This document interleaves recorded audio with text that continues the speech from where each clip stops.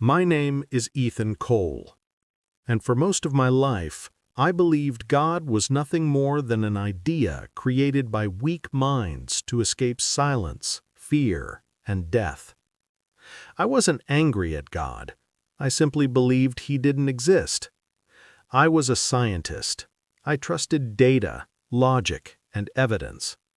If something could not be measured, it was meaningless to me. Faith, to me, was just a psychological comfort. I grew up in a religious home, prayers before meals, church every Sunday. But everything changed the day my 9-year-old sister died of leukemia.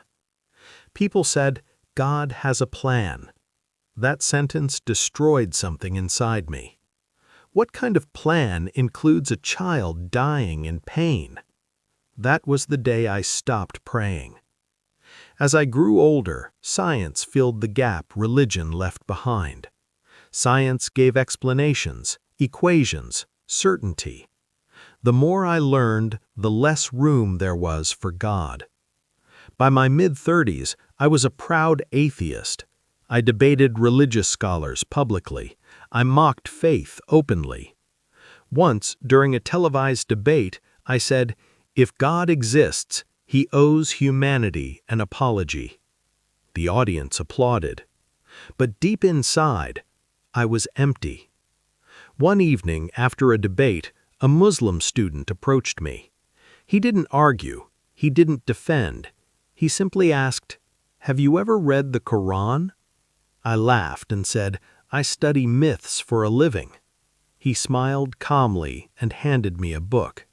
"Then study this one too." I didn't take it to learn. I took it to challenge God. That night, I opened the Quran, fully prepared to find contradictions.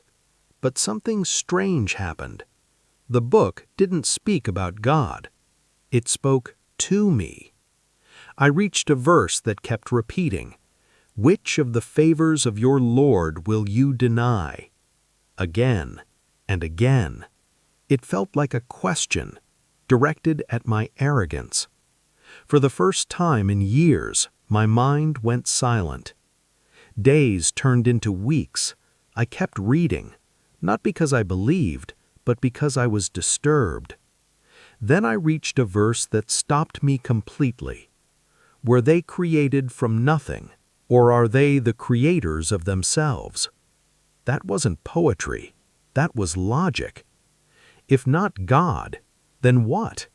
Science had no answer. One night at 2:47 a.m., I couldn't sleep. My sister's face came back to me. The hospital room, the pain, the unanswered prayers. Angry, I grabbed the Quran and whispered, "If you exist, explain this." My eyes fell on a verse. Allah does not burden a soul beyond what it can bear. I laughed bitterly. Then why did I break?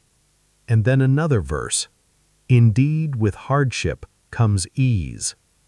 Something inside me collapsed.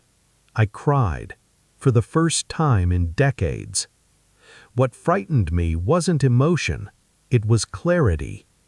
This God wasn't human-like. He didn't need worship. He wasn't emotional. He was necessary, eternal, uncaused. I realized something terrifying.